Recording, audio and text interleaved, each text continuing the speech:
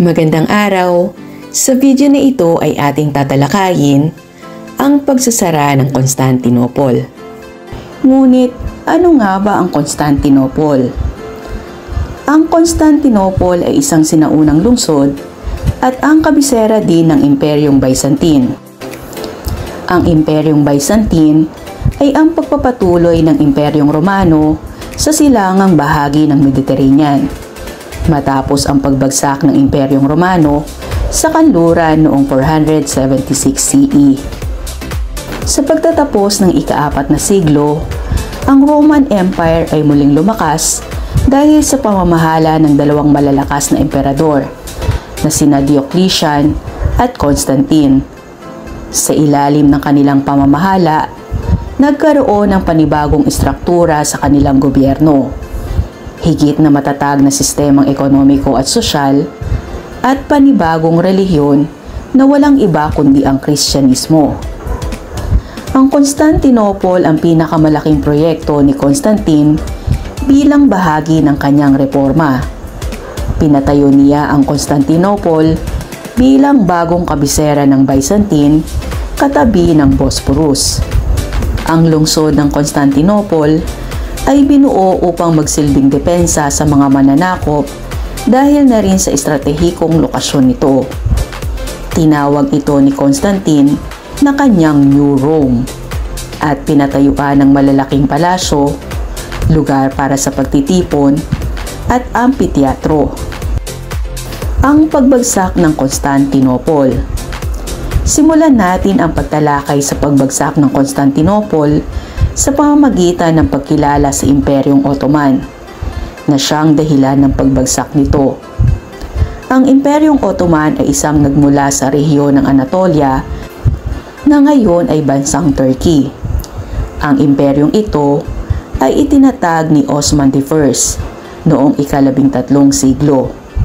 Matapos ang pamumuno ni Osman I bilang sultan, nagdesisyon ang mga sumunod sa kanya na palawakin ang teritoryo ng imperyo. Nagsimula sila sa hilagang silangan ng Asia Minor, gaya ng Seljuk Turks at Imperyong Byzantine. Noong taong 1345, dinaanan ng puwersang Ottoman ang Constantinople at inikot ang Balkan. Pagsapit ng taong 1389, naganap ang labanan sa Kosovo kung saan natalo ng Ottoman ang mga Serb. Ang pagkatalo ng mga Serb sa labanang ito ay isa sa mga pangmakasaysayang konteksto kung bakit naging mas madali para sa mga Ottoman na pabagsakin ang Constantinople. Ngunit, mahalagang malaman na bago pa man ang pagdating ng mga Ottoman, ay dumaranas na ng pagkahina ang Imperyong Byzantine dahil sa mga panloob na salungatan, kaguluhan sa politika at ekonomiya, at pagkawala ng mga teritoryo. Pagdating na ika-15 siglo, ang Imperyong Byzantine ay halos nasakop na ng Ottoman, maliban sa ilang lungsod gaya ng Constantinople. Noong naging sultan na si Mehmed II sa taong 1451, ay nagdesisyon siyang pabagsakin ang Constantinople upang tuluyan ng masakop ang Byzantine.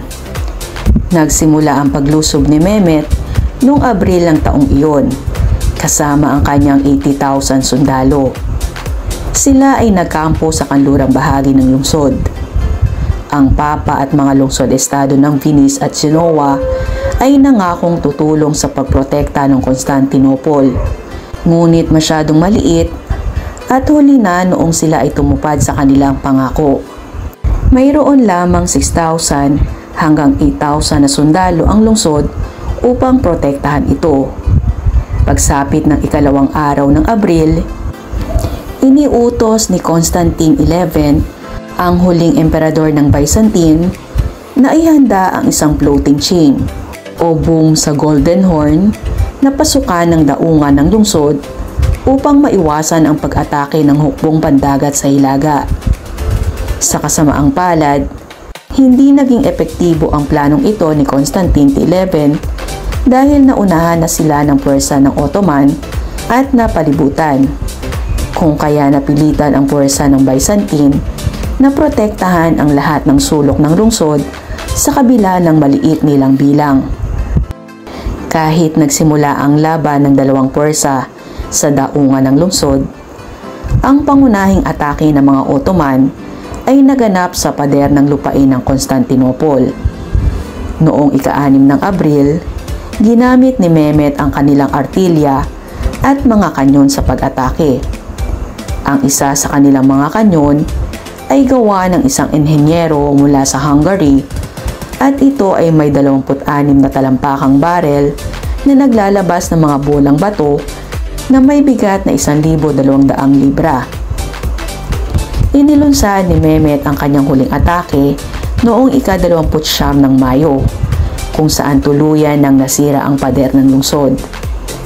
Ang emperador ng Byzantine, ang isa sa mga unang namatay nang tuluyan nang nakapasok ang Imperyong Ottoman sa lungsod. Pagsapit ng hapon, itinaas ni Mehmet ang kapangyarihan ni Allah sa pulpito ng Hagia Sophia at inutos na gawing moske ang simbahan. Nagsimulang ipatayo ni Mehmet ang lungsod bilang kabisera ng Imperyong Ottoman at doon na natapos ang Imperyong Byzantine. Ang Hagia Sophia ay nagsilbing pinakamataas na simbahan sa Imperyong Byzantine. Ito rin ay halimbawa ng pambihirang arkitekturang Byzantine. Matapos masakop ni Mehmet II ang Constantinople, ginawa itong moske at nilagyan ng mga Islamikong elemento ang gusali gaya ng mihrab at mimbar. Sa kasalukuyan, ang Constantinople ay tinatawag ng Istanbul na matatagpuan sa pagitan ng Europa at Asia at ginawang pangunahing lungsod ng bansang Turkey. Maraming salamat sa inyong pakikinig. Hangad ko na mayroon kayong natutuhan mula sa paksang ating tinalakay. Hanggang sa muli. Paalam!